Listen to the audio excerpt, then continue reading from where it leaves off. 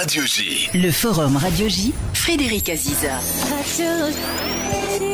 Radio J. Bonjour à tous et bienvenue au forum Radio J dont vous êtes l'invité Dominique de Villepin. Bonjour. Bonjour. Alors Emmanuel Macron va donc reconnaître demain à l'ONU l'État de Palestine au nom de la France.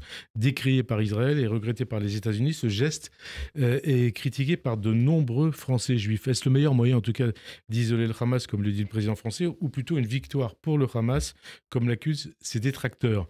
2 ans après le 7 octobre, l'antisémitisme s'est infiltré dans la vie courante. 31% des 18-24 ans pensent qu'il est légitime de s'en prendre aux Français juifs au nom du conflit à Gaza. Comment et pourquoi en est-on arrivé là ? La faute aux médias, aux réseaux sociaux ou à la rhétorique de certains élus d'une partie de l'élite française. Mais pour commencer, bien, Dominique de Villepin, la reconnaissance de l'État de Palestine demain par Emmanuel Macron, est-ce que vous approuvez cette initiative du président français ? Est-ce que vous dites bravo ? Bravo, J'approuve cette initiative. Il faut rappeler que c'est le résultat d'un double processus. D'abord, d'un constat. C'est l'échec des processus de paix successifs. Depuis Oslo, Camp David, Tabat, le processus d'Annapolis. C'est la conviction que si nous attendons d'avoir réglé tous les problèmes pour reconnaître l'État palestinien, eh bien cette reconnaissance ne viendra jamais. Deuxième processus, c'est le choix qui a été fait par l'autorité palestinienne au début des années 2010 de privilégier la logique juridique. Logique juridique, c'est la rentrée à l'UNESCO en 2012 et c'est la rentrée au sein des Nations Unies comme État observateur non membre. Et c'est l'aboutissement de ce renforcement de la position juridique de l'État palestinien. Aujourd'hui, que faisons-nous ? La France, avec quelques autres pays, une dizaine de pays, nous reconnaissons un principe. Et vous dites nous, hein ? Oui, nous. Nous reconnaissons, nous Français, un principe de droit et un principe de justice. D'aucuns disent, mais c'est purement symbolique. Non, non, ce n'est pas purement symbolique. Alors, on va y revenir. Mais d'abord, Emmanuel Macron, il est critiqué pour ne pas avoir subordonné cette reconnaissance de l'État de Palestine aux conditions qu'il avait précédemment posées, en particulier la libération des otages, le démantèlement du Hamas et la réforme de l'autorité palestinienne. Est-ce que vous comprenez ces critiques ? Je comprends ces critiques, il faut y répondre point par point. Mais est-ce qu'il fallait subordonner cette reconnaissance à ces conditions ? J'ai indiqué en préambule que le choix de la reconnaissance, c'est le refus d'attendre que nous puissions régler tous les problèmes pour reconnaître l'État palestinien. Donc il y avait quelque incohérence à mettre des préalables à cette reconnaissance. Je l'ai indiqué, la reconnaissance, c'est un principe. Un principe, ça ne se négocie pas. Emmanuel Macron a été prudent. Il a fait en sorte que l'autorité palestinienne soit en situation de vouloir avancer. Et l'échange de lettres qui a eu lieu avec Mahmoud Abbas montre cette détermination du côté de l'autorité palestinienne. En ce qui concerne le Hamas, nous voyons bien que la stratégie de Emmanuel Macron était vouée à l'échec. Pourquoi ? Il y a aujourd'hui 2 partis qui refusent absolument le processus politique et la création d'un État palestinien. D'un côté, le gouvernement de Benjamin Netanyahou, et en particulier ses ministres les plus extrémistes, et de l'autre côté, le Hamas. Dire que c'est une victoire pour le Hamas, c'est un péché contre l'esprit. J'allais vous poser la question. C'est un péché contre l'esprit. Pourquoi ? Le Hamas, depuis le départ, joue contre la solution politique. Le Hamas veut un État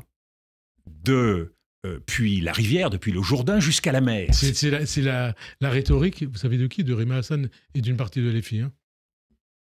Cette stratégie du Hamas, c'est la négation de l'État d'Israël. Reconnaître aujourd'hui un État palestinien, c'est conforter l'existence de l'État d'Israël. C'est installer Israël dans la région, dans une stratégie de normalisation. Ça veut dire à terme plus de sécurité. Ça veut dire que... C'est sortir de la logique d'exception dans laquelle est l'État d'Israël depuis 1947, 1948, création de l'État, pour accepter les contraintes et en même temps avoir les droits de tout État, c'est-à-dire la possibilité de vivre en paix dans une région qui, trop longtemps, a souffert d'instabilité et a été marquée par la guerre. Donc vous dites, comme Emmanuel Macron, c'est un moyen d'isoler le Hamas ? Mais c'est un moyen, mais c'est davantage qu'un moyen d'isoler le Hamas, puisque la déclaration de New York qui a été adoptée à la mi-septembre comme le choix de la reconnaissance marque la mise au ban du Hamas. C'est ce qui est important de constater aujourd'hui. Tous les États arabes considèrent aujourd'hui que le Hamas n'a aucun rôle à jouer dans l'avenir de la Palestine, et non seulement ça, mais ils considèrent que le Hamas doit être démilitarisé. Et aujourd'hui, nous rentrons dans un processus où enfin nous devons pouvoir apporter une réponse au drame des otages détenus par le Hamas, et nous savons que cette libération ne peut être obtenue que par la négociation. L'essentiel des otages a été obtenu par la négociation. Alors on parlera de ça un peu plus tard. D'abord, un petit point sur ce qui se passe en France par rapport à cette reconnaissance de l'État de Palestine. Est-ce que vous approuvez l'initiative de l'IEFOR qui a demandé aux maires d'hisser les drapeaux palestiniens au fronton de leur mairie? Vous savez, je suis un républicain, un gaulliste, et pour moi, il y a un seul drapeau au fronton des mairies. C'est le drapeau français. Donc ça veut dire que si vous étiez maire, vous ne l'aurez pas fait? En aucun cas. Et donc ça veut dire aussi que le ministre de l'Intérieur, Bruno Retailleau, il a raison d'avoir demandé au préfet de s'opposer à toute initiative du genre. Le respect d'une république une et indivisible. On ne transige pas avec les principes. Très bien. Et autre question, retour à la reconnaissance de l'État de Palestine. Qu'est-ce qui se passe? Qu'est-ce qui peut se passer? Qu'est-ce qui va se passer après le discours d'Emmanuel Macron, mardi? Alors, il y a, comme dans toute décision qui est reçue de façon critiquable par un certain nombre de partis, c'est le cas aujourd'hui du gouvernement israélien, il y aura sans doute des rétorsions, des mesures, mais l'essentiel, c'est qu'à travers cette reconnaissance, c'est un principe de vie qui est adopté par la région.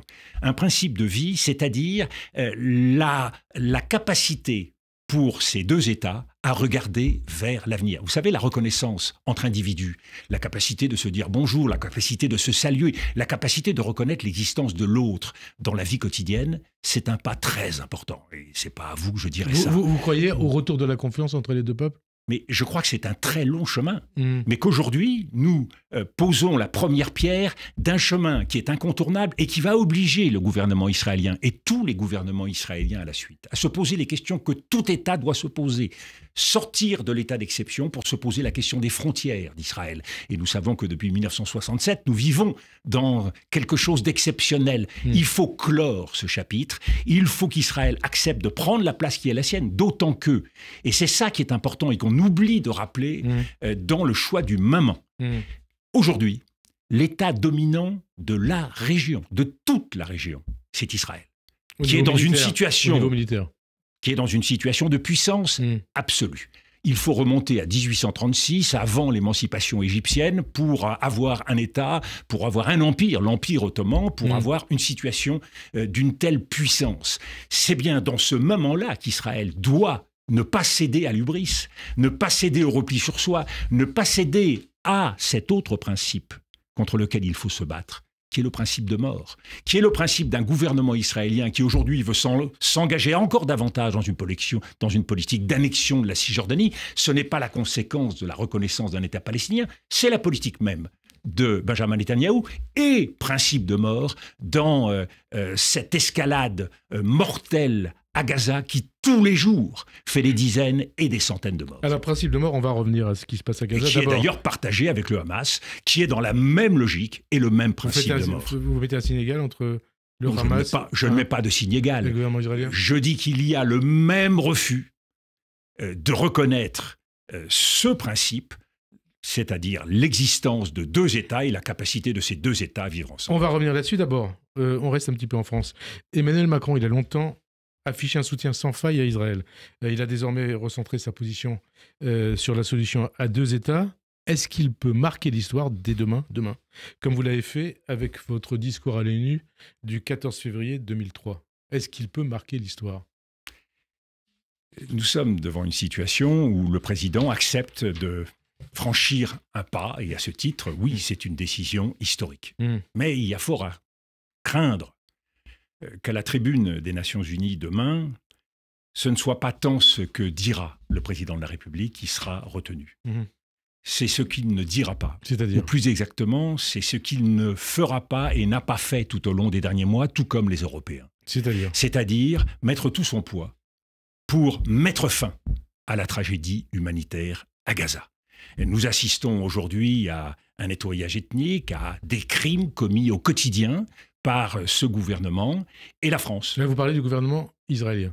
Hein? Oui, et la France ne fait pas tout ce qu'elle devrait. Ça veut dire que nous avons des outils. Je pense en particulier à l'accord d'association de l'Union européenne avec Israël, et que nous ne sommes pas capables de mettre dans la balance ces outils pour faire en sorte que cette logique de mort s'interrompe.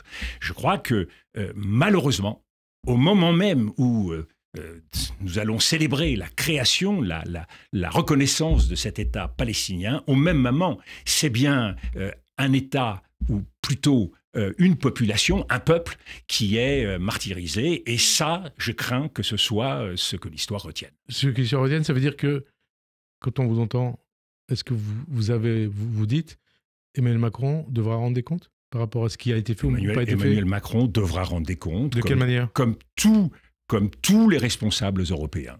C'est-à-dire devant l'histoire, il faudra qu'ils expliquent pourquoi ils n'ont pas tout fait, pourquoi ils n'ont pas osé franchir un certain nombre de pas, quand nous connaîtrons l'étendue du désastre qui se déroule à Gaza. Et chacun d'entre nous, en responsabilité, tous les jours et en conscience, nous aurons à rendre des comptes des choix, des positions, des déclarations que nous avons à faire. Rendre des comptes, ça veut dire devant la justice internationale? Éventuellement devant la justice internationale.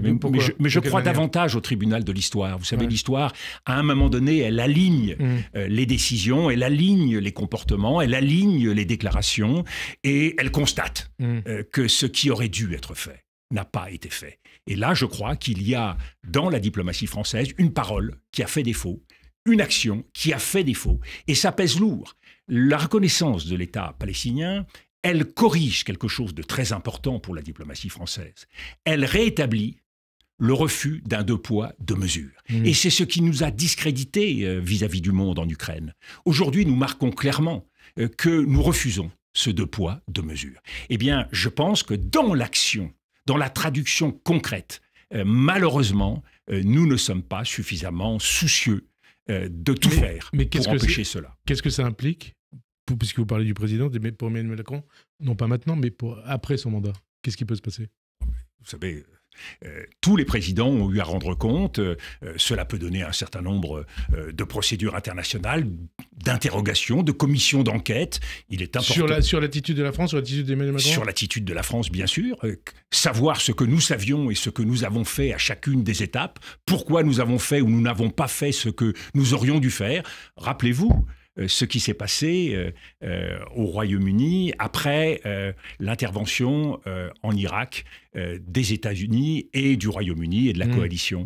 Il y a eu une commission d'enquête qui s'est déroulée au Royaume-Uni. Il y a eu des interrogations. Mais là, vous parliez tout à l'heure d'enquête au niveau international.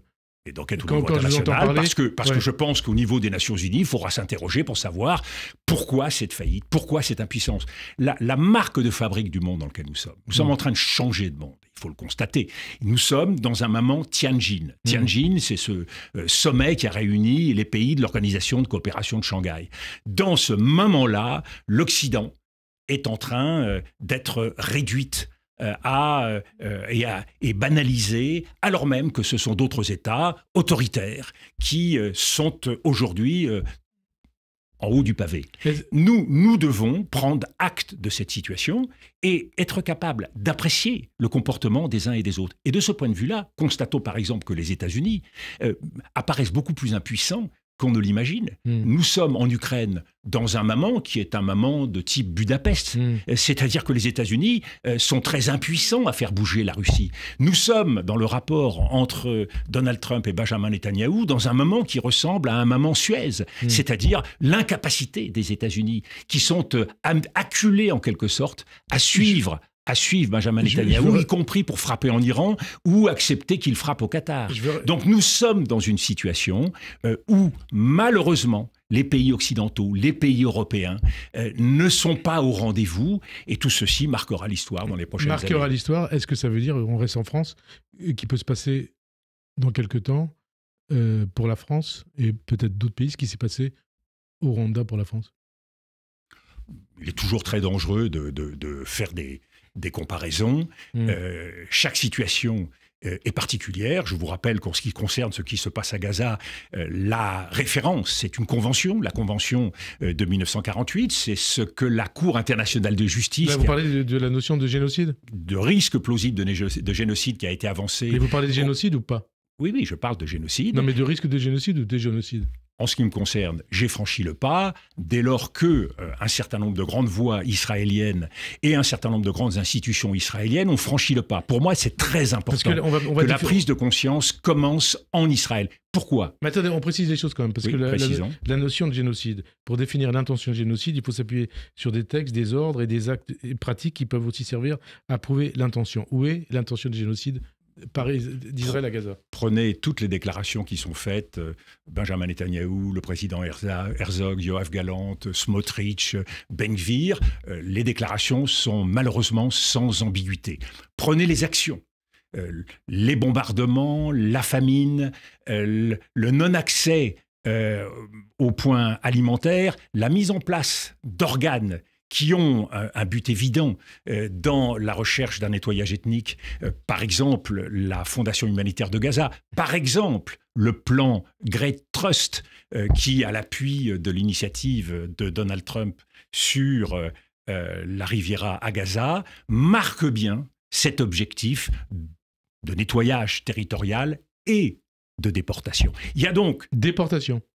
Oui, le départ de 2 millions, c'est bien l'objectif affiché par Benjamin Netanyahou. De ce point de vue-là, il n'y a pas, malheureusement, d'ambiguïté. Cette politique, elle constitue un ensemble de facteurs qui, dans le cadre de la Convention de 1948, Convention de prévention et de répression, nous oblige à agir, nous oblige à prendre des mesures conservatoires. Où sont les mesures conservatoires ? Quand vous dites « nous », vous parlez nous, la communauté internationale, de la France, des pays nous, européens. la France, nous, l'Europe, les Américains. Et donc, si ces mesures ne sont pas prises ? Eh bien, si ces mesures ne sont pas prises, eh bien, il faudra qu'on explique pourquoi nous ne les avons pas prises au terme de l'analyse que fera la CIJ sur est-ce qu'il y a ou pas génocide, effectivement. Donc, passer de risque plausible à analyse d'un génocide, ce que je constate, moi, c'est que tous les seuils ont été franchis.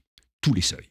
Et qu'on ne peut pas justifier en envoyant des bombes de 1000 kilos sur des immeubles, sur des centres de santé, sur des écoles, que l'on vise seulement le Hamas. Le Hamas, aujourd'hui, n'est plus en état de nuire à Israël. Et alors, tout a commencé comme le 7 octobre 2023. Bien sûr, il faut le rappeler. Le 7 octobre 2023, il s'est passé l'horreur qui est à la fois des actes barbares d'une organisation terroriste islamiste et ce qui va au-delà, à mon sens, du pogrom, puisque le pogrom se produit dans une terre étrangère visant une minorité juive. Là, nous sommes sur la terre d'Israël. Et c'est ce qui fait la monstruosité particulière. Et le fait que partout dans les communautés juives, il y a eu un écho considérable, comme en Israël, c'est qu'à un moment donné, c'est le sanctuaire, c'est l'État-refuge, c'est l'État-abri qui est touché. Et à partir de là, nous rentrons dans quelque chose qui n'avait jamais été connu. Et c'est pour cela que je pose cette question de la nécessité aujourd'hui de franchir une étape. L'État d'Israël, qui avait été conçu comme une sorte d'État exceptionnel, marqué par un exceptionnalisme, est aujourd'hui confronté à la nécessité, comme tous les États, de s'inscrire dans une région, de reconnaître ses frontières, d'être reconnu par ses voisins et que ses voisins le reconnaissent. Aujourd'hui, c'est le nouveau défi. Et c'est pour cela que la reconnaissance de l'État palestinien nous fait changer d'âge. Nous passons de l'exception à la nécessaire normalisation. En octobre 2023, vous avez condamné quelque part du bout des lèvres ce qui s'était passé en insistant sur l'occupation israélienne. Je n'ai jamais condamné du bout des lèvres. Reportez-vous. Vous avez mis en cause Monsieur Aziza, je me suis exprimé quelques jours après sur France Inter et la condamnation est totale. Je ne condamne pas du bout des lèvres. J'ai clairement marqué mais vous avez parlé aussi la nature d'un acte terroriste. Mais il faut y revenir, puisque c'est le général de Gaulle qui, quelque part, nous rappelle en permanence ce qui est derrière ce drame. Une logique d'occupation. Une logique de colonisation, une logique de répression qui conduit à, c'est ce qu'il dit lui, une logique de résistance et de terrorisme. À partir de là, vous avez un cercle vicieux. Ce que dit lui, vous dites le Hamas, quoi. Hein. Ce que dit lui, général de Gaulle. Ah, général de Gaulle, d'accord. Le général de Gaulle, dans sa conférence de 67, a posé le cercle vicieux dans lequel s'enferme Israël depuis 67. Il faut sortir de ce cercle vicieux, et c'est à partir de cet acte, en quelque sorte, d'arrachement à cette logique historique que se situe aujourd'hui le nécessaire courage de la communauté internationale, et bien sûr à commencer par Israël. Et vous y croyez ? Et j'y crois. Parce que je crois que l'histoire nous amène tôt ou tard à ouvrir les yeux sur ce qui fait ces cercles vicieux, sur ce qui cause ces grands malheurs. Comment imaginer que l'État d'Israël, avec la puissance qui est la sienne aujourd'hui, première puissance du Moyen-Orient, puisse vivre en sécurité, alors même qu'il y a 3 dangers qui vont plus que jamais peser sur elle. Le danger de la guerre, à partir du moment où la situation n'est pas réglée avec les pays voisins, le danger du terrorisme, de toutes ces actions, de tout ce qui se passe aujourd'hui à Gaza. Comment imaginer que le terrorisme ne va pas sortir renforcé ? C'est à partir du moment où vous menez la guerre contre le terrorisme renaît. Regardez les actions engagées depuis 2 ans par Israël. Il y a sans doute aujourd'hui autant de militants du Hamas qu'il y en avait au début, même si plus de 10 000, 12 000, 15 000 membres du Hamas, de la haute hiérarchie du Hamas, ont été liquidés. Ça veut dire quoi ? Ça veut dire que le terrorisme repousse. Et si vous voulez, les têtes repoussent. Et si vous voulez éradiquer le terrorisme, il faut le faire dans les têtes et dans les cœurs, et c'est par la politique. Le troisième risque, et il est majeur, c'est celui de la prolifération. Nous voyons bien... Prolifération nucléaire ? Prolifération nucléaire. Nous voyons bien que la leçon que tous les États du monde tirent de la situation en Ukraine comme de la situation au Proche-Orient, c'est que si vous voulez vivre en sécurité, il faut avoir la bombe. Et il est intéressant de noter que le pacte de défense que vient de signer le Pakistan avec l'Arabie Saoudite, de ce point de vue-là, est un signal, un avertissement. Il est intéressant... Ça veut dire que l'Arabie Saoudite pourrait avoir la bombe. Mais ça veut dire qu'aujourd'hui, la garantie nucléaire, elle est recherchée par tous les États. Et que la garantie nucléaire américaine, elle ne suffit pas à l'Arabie Saoudite. Et qu'il vaut, dans son esprit, sans doute mieux s'adresser à un pays comme le Pakistan pour obtenir cette garantie, ou en tout cas pour partager cette garantie. Donc soyons attentifs à la montée de ces nouveaux dangers et de ces nouvelles menaces. Nous sommes dans un monde très dangereux, et ce n'est pas en s'arc-boutant ni sur la puissance, ni sur un repli sur soi, ni surtout sur l'hubris, que l'on peut, l'hubris qui est... Vous pensez à l'hubris de qui ? Mais je pense à la tentation de la puissance qui a été l'hubris américaine, qui est aujourd'hui l'hubris russe en Ukraine, qui est aujourd'hui l'hubris du gouvernement Netanyahou. L'hubris, c'est ce qui est condamné à la fois par la Bible, à la fois par la pensée grecque, à la fois par toute la pensée européenne. L'hubris, c'est ce qui tue et menace le plus. Soyons donc attentifs à ne pas reproduire les conditions qui vont favoriser encore un peu plus de nouvelles guerres et de nouvelles violences. Alors, vous dites, je crois en la paix. Est-ce que la paix peut se faire avec les mêmes dirigeants, côté israélien, côté palestinien ? Je pense que c'est pour cela, parce que c'est extraordinairement difficile, qu'il faut aujourd'hui que la démocratie l'emporte. Des élections seront... Il y a une démocratie en Israël, il y a une démocratie en Israël. Beaucoup de gens s'interrogent sur le fait pourquoi tant d'attention en Israël, pourquoi est-ce qu'on ne parle pas du Soudan, pourquoi est-ce qu'on ne parle pas davantage du Congo. Mais j'allais vous poser la question. Mais la vraie raison, c'est que Israël est une démocratie, et qu'à ce titre, évidemment, elle a les devoirs d'une démocratie. Et donc, revenir devant les électeurs me paraît être une chose importante. Et puis, oui, renouveler complètement l'autorité palestinienne, faire en sorte que les Palestiniens puissent prendre leurs responsabilités et choisir une autorité, des dirigeants qui puissent s'avancer dans cette direction qui est celle de la paix. Alors, depuis le 7 octobre 2023, depuis 2 ans, l'antisémitisme s'est infiltré dans la vie courante. Il apparaît dans les médias, les réseaux sociaux, les universités, dans les manifestations, dans les rues et dans la rhétorique de certains hommes politiques. Une question, vous êtes pour ou contre les Juifs, Dominique de Villepin ? Cette question, monsieur Aziza... Pourquoi je vous pose cette question ? Je ne sais pas pourquoi, mais ce que je vais vous dire tout de suite, c'est que cette question est insultante. Non, mais vous allez voir que ce n'est pas insultant. Je vais vous expliquer pourquoi. Allez-y. Mais finissez votre réponse et je vous expliquerai. L'antisémitisme, c'est une ignominie. c'est une abjection. Et elle doit être combattue par tous les moyens. Et dans notre République, au cœur de notre pacte républicain, il y a la lutte contre l'antisémitisme. Et nous savons que quand nous ne menons pas ce combat, ce qui, au bout du chemin, est très vite en cause, c'est la nature même de la République et c'est la nature même de la démocratie. Alors, je vais vous expliquer pourquoi je vous pose cette question qui n'était pas du tout insultante.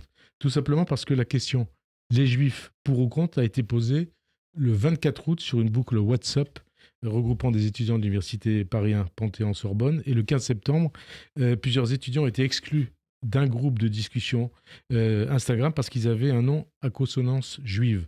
Il y a aussi ce sondage qui indique que 31% des 18-24 ans pensent qu'il est légitime de s'en prendre aux Français juifs au nom du conflit à Gaza. Voilà, qu'est-ce que vous en pensez?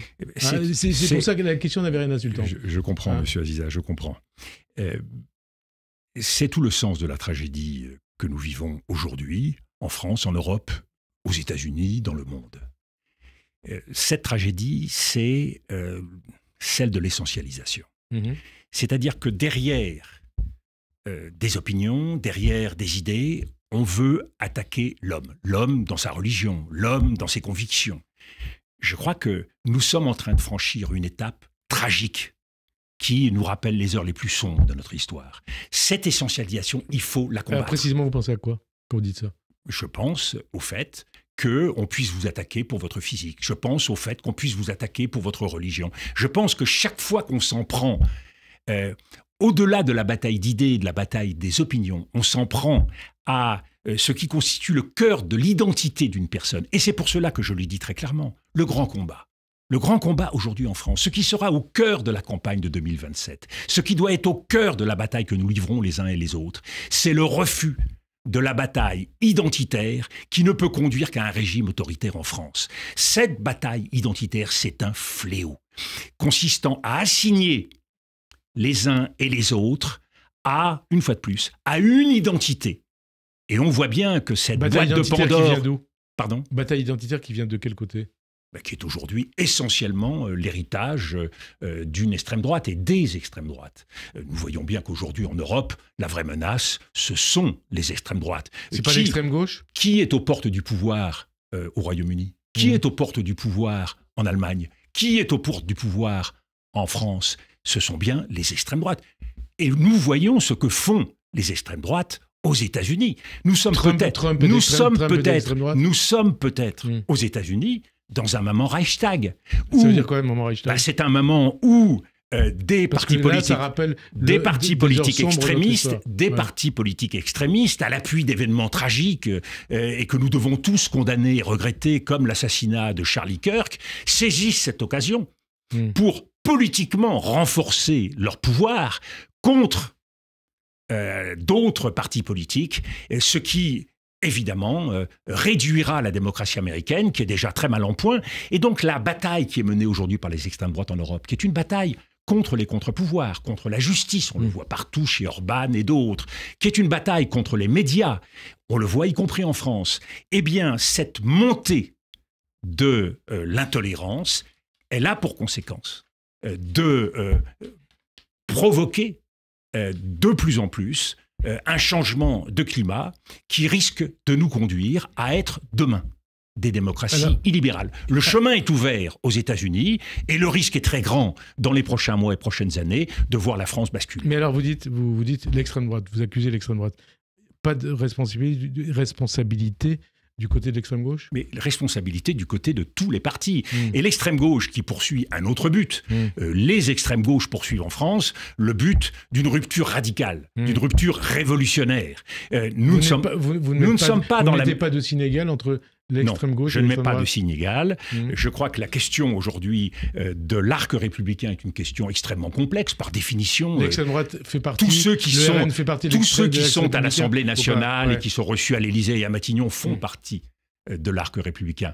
Mais font-ils partie de l'esprit républicain, de la grande tradition républicaine? Je ne le crois pas. Et c'est pour cela que le Front républicain continue d'avoir un sens. C'est que le Front républicain face aux extrêmes droites, c'est le refus d'un changement de notre régime et le basculement d'une démocratie libérale à une démocratie illibérale. Face aux extrêmes droites, avec l'extrême gauche? L'extrême gauche se situe, à mon sens, bien davantage, et dans l'arc républicain, et dans l'esprit républicain, même si je ne partage en rien les convictions et valeurs de l'extrême gauche. On parle de LFI, hein. Plus dans l'axe... Oui, enfin, ils ne sont pas les seuls à l'extrême gauche, oui. mais bien évidemment, dans cette logique-là, cette logique-là, je crois que la logique historique, l'héritage historique pèse extrêmement lourd. Et alors, vous parlez des attaques contre les médias. Il y a un procès qui est fait à CNews, notamment par Delphine Ernotte, d'être une chaîne d'extrême droite. Qu'est-ce que vous en pensez? Je pense Ce procès vous choque ou pas? Cette mise en cause de CNews vous choque ou pas? Je pense que c'est une chaîne d'opinion, cela a été dit, mais je crois que surtout c'est une chaîne à sensation. Je crois que le but, c'est... Non, mais d'extrême droite ou pas? C'est ça la question. Une fois de plus, c'est pas à moi à mettre dans des cases tel et tel média. Mais chaîne à sensation, c'est-à-dire en permanence, chercher à faire monter une mayonnaise, chercher à jouer d'un certain nombre de faits, y compris de faits divers, dans une interprétation qui est toujours la même, qui est l'interprétation identitaire qui conduit à la recherche de boucs émissaires, et on désigne en permanence un certain nombre de personnes à abattre ou de groupes à abattre. Et je trouve que cela, dans notre République, est un véritable fléau. Alors, antisémitisme. Vous parliez, quand je vous ai posé la question tout à l'heure, vous avez dit que c'était une question offensante, c'est ça? Et il y a eu un certain nombre de critiques vous concernant, vous accusant de faire des déclarations en relents antisémites. Notamment quand dans l'émission Quotidien, il y a 2 ans, vous aviez parlé de la domination financière sur les médias, sur le monde de l'art, de la musique, ainsi de suite. Oui, précisons, monsieur Aziza, il faut être précis. Ouais, précisons. Que s'est-il passé au quotidien? J'ai parlé effectivement de domination financière sur les médias et d'atteinte à la liberté d'expression. Il n'y a pas une personne en France qui peut nier le fait qu'il y ait des pressions de ce type. Et je parlais, rappelez-vous, je parlais des États-Unis. Les États-Unis de M. Elon Musk, les États-Unis de M. Jeff Bezos. Donc, en aucun cas, l'interprétation que je faisais... C'est pour ça que je vous pose la question. Non, en aucun cas, l'interprétation que je faisais, d'autant plus que je répondais à la situation de personnes qui se prononçaient en faveur d'Israël, mais aussi en faveur de la Palestine. Donc, je n'englobais... Parce que vous vous souvenez de ce qu'avait dit le président du CRIF, consciemment ou non, ces mots relèvent d'une rhétorique insidieusement antisémite, désignant sans le dire les Juifs comme le parti de la finance internationale. Le président du CRIF, à BFM, s'est exprimé ainsi, avec un bandeau au moment où il s'exprimait... entre guillemets, domination financière juive. Je rappelle que l'Arcom a condamné, mis en demeure BFM et montré du doigt le présentateur, son invité, M. Arfi, et la chaîne. Et de la même façon, le Conseil de déontologie des journalistes a condamné. Pourquoi? Je n'ai jamais dit ce que l'on me fait dire. Et c'est à partir de cela que l'affaire s'est propagée. J'aurais aimé que M. Arfi puisse reconnaître qu'il avait été trompé sur le plateau, qu'on l'avait fait réagir et qu'on lui avait fait dire des choses que je n'avais pas dit. Mais... Ça vous fait mal, ce genre de procès qu'on vous fait? Mais je l'ai dit, l'antisémitisme, c'est une ignominie. L'antisémitisme, c'est une abjection. Et donc, bien évidemment, le fait à un moment donné de se voir accusé de tel comportement, c'est insupportable. C'est insupportable. Malheureusement, la tentation a été de banaliser cette accusation. Le pape a été accusé d'être antisémite, Emmanuel Macron, le secrétaire général de l'ONU. Et cette banalisation, je suis le premier à la regretter. Mais je veux donner un satisfecit à M. Arfi. Car M. Arfi, il se pose face à l'extrême droite et aux extrêmes droites en garant. Il refuse la dérive vers laquelle nous entraîne le Rassemblement national. Et il refuse de transiger et de compromettre. Ça, voyez-vous, monsieur Aziza, ça c'est courageux. Et j'aimerais que chacun, de ce point de vue-là, l'entende et le suive. Parce que je crois que, instruit par l'histoire, monsieur Arfi, le président du CRIF, a parfaitement raison. Mais alors, je vous repose la question d'ailleurs. Vous attaquez de nouveau, vous mettez en cause l'extrême droite, le côté dangereux de l'extrême droite, et vous êtes beaucoup plus prudent sur l'extrême gauche.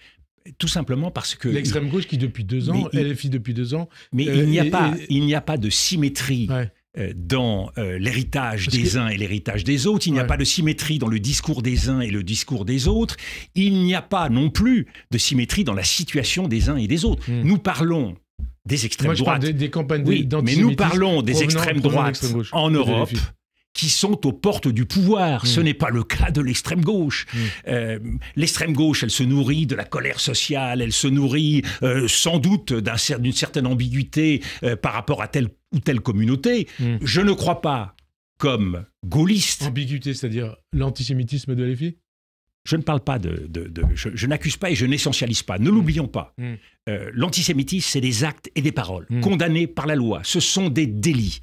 Donc je n'essentialise personne. Mais vous essentialisez l'extrême droite ?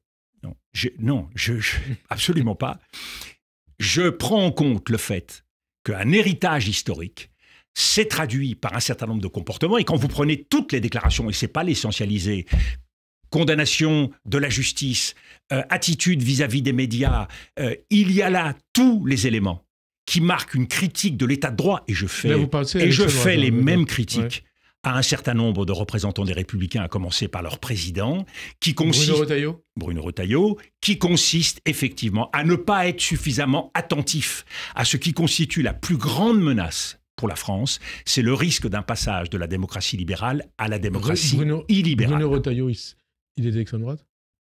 Mais je ne dis pas ça du tout. Non, mais je vous pose la question. dis que Bruno Retailleau a tendance, pour essayer d'élargir l'audience des Républicains, à chasser sur des terres qui sont celles de l'extrême droite, à employer des discours. Quand Bruno Retailleau, ministre de l'Intérieur, va à une grande réunion publique organisée par Elnet et crie « à bas le voile », il est ministre de l'Intérieur, il est ministre des cultes. Je ne crois pas qu'il travaille à la sérénité nationale. Alors Gaza, social, sécurité, immigration, beaucoup considèrent que vous êtes mélenchonisé.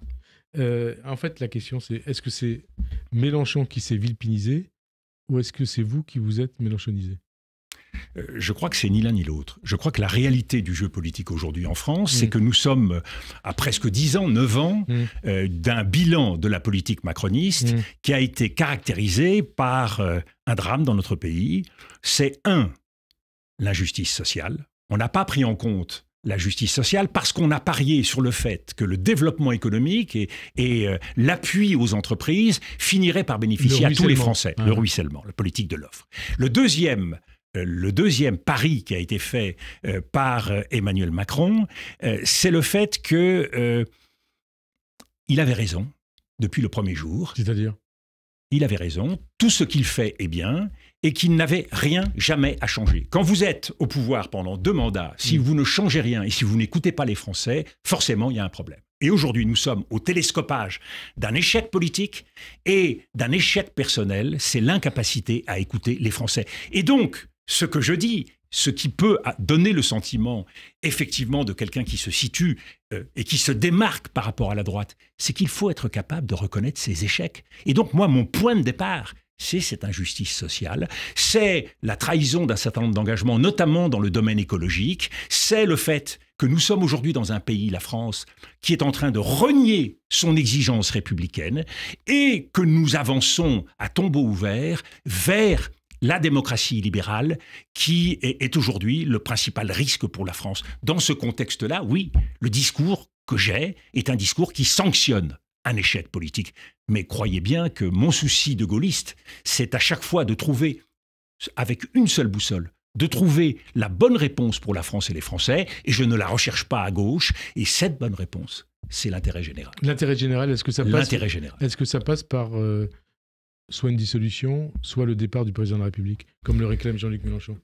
Aujourd'hui, après la dissolution qui a été décidée, avec 3 gouvernements successifs depuis cette dissolution, une nouvelle dissolution mettrait immédiatement sur la table la question de la démission du président de la République. Je suis attaché à la justice sociale, je l'ai dit, mais je suis attaché profondément à l'ordre républicain et à la stabilité de nos institutions. Le drame français aujourd'hui, y compris sur le plan budgétaire et sur le plan économique, c'est l'imprévisibilité. On a le sentiment que le pays flotte, le pays n'est pas gouverné, pas gouverné à l'Assemblée, pas gouverné à l'Élysée. Est-ce que vous souhaitez que Emmanuel Macron puisse aller jusqu'au terme de son mandat ou est-ce qu'il doit partir ? Mais je vous le redis, je suis pour la stabilité, le respect de nos institutions. Et surtout, ce que je souhaite, c'est qu'Emmanuel Macron se reprenne, qu'Emmanuel Macron mesure la gravité de la situation de notre pays et qu'il se comporte en président de la République. Je l'ai dénoncé depuis 2007. Le président de la République a perdu sa capacité... Depuis 2017, vous voulez dire ? Depuis 2007. Depuis le président de la République, malheureusement, a perdu sa capacité à être l'arbitre et à être le garant de la continuité de l'État. Alors, nous devons retrouver ces vertus présidentielles. Ce sera un des enjeux de 2027. On va en parler justement du rôle que vous voulez jouer. D'abord, puisque vous parlez du budget, de la situation politique, économique et financière, et budgétaire, Bernard Arnault qualifie Gabriel Zucman de militant d'extrême gauche visant la destruction de l'économie libérale. Il a raison ou pas ? Est-ce que vous êtes favorable à la mise en œuvre de cette taxe Zucman ? Monsieur Aziza, je suis pour qu'on arrête de s'enferrer, de s'enfermer dans la théologie économique, comme toute autre forme de théologie d'ailleurs. Je suis pour qu'on revienne aux réalités. Je l'ai dit, il y a un problème de justice sociale. Il faut donc taxer les riches ou pas ? Il faut donc donner un signal très fort d'une contribution plus forte de la part des grandes fortunes dans notre pays. Faisons en sorte que... Et vous êtes prêt à payer plus d'impôts ? Mais je suis prêt, évidemment, à donner une contribution supplémentaire dans une période difficile. C'est aujourd'hui un impératif d'unité nationale. Que l'exemplarité vienne d'en haut, c'est le minimum. On voit bien le danger aujourd'hui d'une rupture entre le peuple et les élites. Faisons en sorte que cela ne mette pas en péril les entreprises françaises, et en particulier les start-up qui souvent reposent sur des bases financières fragiles, avec une évaluation, elle, beaucoup plus importante. Donc faisons preuve de bon sens, faisons preuve de capacité à être réalistes, et à partir de là, je pense qu'une solution est possible. Une solution possible aussi pour vous ? Vous pensez à la présidentielle en vous rasant ou en courant, puisque vous êtes un coureur ? Non, je pense, monsieur Aziza, d'abord à l'importance du combat qu'il nous faut mener. La présidentielle, c'est dans 2 ans. Ouais. Dans quel état serons-nous dans 2 ans ? Et nous voyons bien que le combat... Non, mais vous avez envie d'y aller ou pas ? Mais c'est pas le sujet. Président ou pas ? C'est pas le sujet. Moi, j'ai envie, et je l'ai dit, d'être aux avant-postes d'un combat qui consiste à quoi ? Qui consiste à sauver notre pays. Vous savez, entre 40 et 45, qui a sauvé notre pays ? C'est le peuple de la nuit. Et l'esprit de résistance. C'est le peuple de la nuit. C'est le peuple de l'ombre. Alors même que les élites complotaient et trahissaient. Eh bien, aujourd'hui, c'est le peuple de la République qui doit être appelé. C'est le peuple de la démocratie. Et il faut donc ouvrir les yeux, sortir de nos batailles picrocolines, sortir de notre penchant en permanence à la querelle identitaire, pour éviter que ce qui constitue la trahison de l'héritage français, c'est la République et c'est la démocratie. Et de ce point de vue-là, nous pouvons nous retrouver tous ensemble pour mener ce combat. Donc, ne cédons pas au divertissement, ne cédons pas au jeu des têtes les mieux placées. Je n'ai tous ensemble. Aucune ambition. Pas d'ambition présidentielle. Aucune ambition. Vous ne serez pas candidat. Personnelle. Je ne vous ai pas dit ça. Je mène un combat. Ouais. Et la force, la détermination qui est la mienne à mener ce combat peut vous laisser augurer de ce que je ferai ou ne ferai pas en 2027. Et donc, si vous êtes candidat, vous serez plutôt candidat...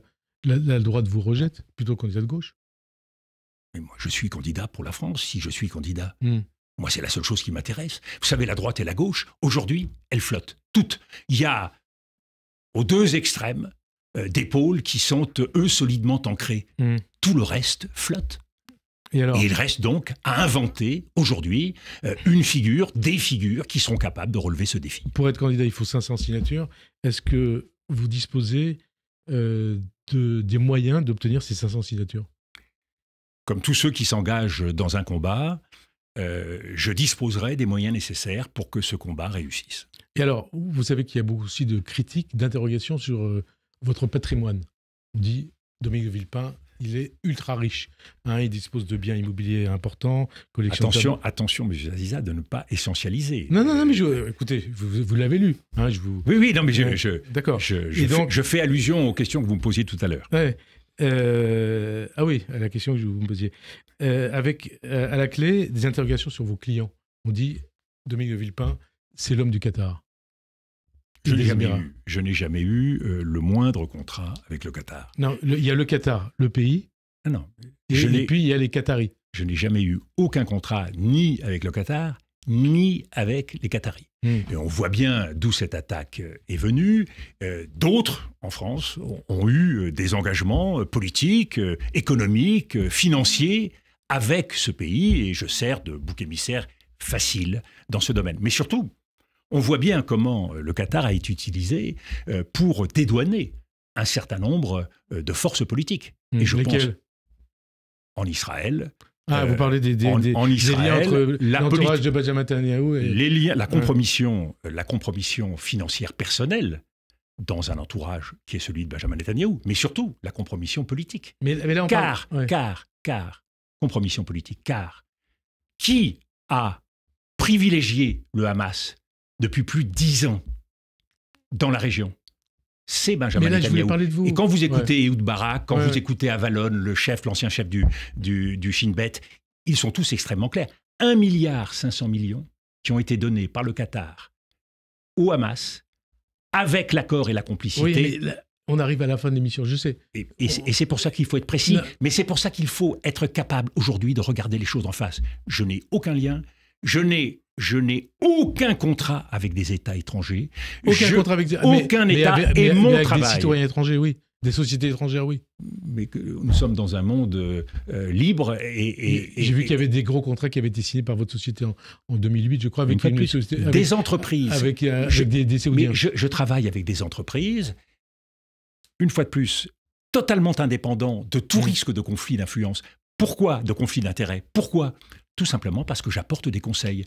Les clients les suivent ou ne les suivent pas. Je ne suis pas engagé au service de quiconque. Parce que ma liberté et mon indépendance ont fait que je me suis toujours tenu à distance de tout ce qui pouvait constituer un fil à la patte. De ce point de vue-là, je ne crains aucune forme de critique. Mais pourtant, on s'interroge aussi pourquoi, vous, Dominique de Villepin, vous préférez payer chaque année une amende de 3 000 € plutôt que de déclarer vos comptes et de...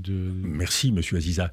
Je ne paye pas d'amende de 3 000 €. Vous ne payez pas d'amende ? Je n'ai jamais payé d'amende. Ah bon ? Non. Donc c'est une fake news. Tout ce qui est écrit sur moi. Ah, très bien. Et j'ai cessé de vouloir attaquer en diffamation. Je ne l'ai jamais fait, sauf une fois il y a 40 ans. Et j'ai cessé de vouloir répondre à toutes ces critiques parce que elles se colportent d'un journaliste à l'autre qui recopie l'article précédent. Je n'ai jamais payé d'amende, que cela soit clair. Dernière question. Sébastien Lecornu a donc annoncé qu'il allait mettre fin aux privilèges des anciens premiers ministres et ministres à partir du 1er janvier prochain. Vous êtes dit favorable à la suppression de toute forme de privilège. Est-ce qu'il faut considérer, Dominique de Villepin, que la voiture qui est mise à votre disposition est un privilège ? Ça, c'est pas à moi de le dire. Vous savez, les privilèges, c'est M. Lecornu, M. Retailleau, le président de la République, qui décide ce qui est un privilège ou pas, et ce que la voiture qui est mise à tel et tel ministre de la Défense et tel ministre de l'Intérieur est un privilège. C'est pas à moi de le considérer. Une fois de plus, ce que je veux, c'est la rigueur, l'équité, la justice. Et de ce point de vue-là, je regrette que les Français n'aient jamais eu une transparence totale sur ce qu'on considère comme les avantages donnés aux anciens premiers ministres, aux anciens présidents de la République, parce que les chiffres, et certains ont voulu me mettre en tête de gondole. Eh bien, ce n'est pas vrai. C'est pas vrai ? Eh bien, ce n'est pas vrai. Pourquoi ? Parce qu'on ne retient que la contribution de l'hôtel Matignon. On ne retient pas la contribution du ministère de l'Intérieur. Et certains ont des chauffeurs, par exemple. C'est pas mon cas. Moi, j'ai un chauffeur de Matignon. Eh bien, d'autres ont comme chauffeur un officier de sécurité du ministère de l'Intérieur qui n'est pas comptabilisé dans les chiffres qui sont donnés. Donc les chiffres qui sont donnés sont faux. Le moins qu'on puisse attendre d'un État, c'est qu'il soit rigoureux, et je constate malheureusement qu'il n'est pas plus rigoureux dans la constitution d'un budget que dans l'analyse de ce qui est apporté à d'anciens responsables politiques, pas plus qu'il n'est rigoureux d'ailleurs dans les faveurs qui sont faites à telle et telle entreprise, les aides aux entreprises, puisqu'il ne connaît pas lui-même le montant de ce qui est donné. Vous voyez, je crois au sérieux, monsieur Aziza. Je crois à la transparence. Je crois à la nécessité pour chacun d'entre nous. Et plus nous sommes hauts dans la hiérarchie, plus nous avons des comptes à rendre. C'est pour ça que je me réjouis de la décision qui a été prise. Je déteste non seulement les privilèges, mais tout ce qui peut apparaître comme un privilège. Si c'est perçu comme tel, supprimons tout. Merci en tout cas Dominique de Villepin d'avoir passé ce moment avec nous. Bonne Merci. fin d'après-midi sur Radio J, à dimanche prochain. Merci. Merci beaucoup.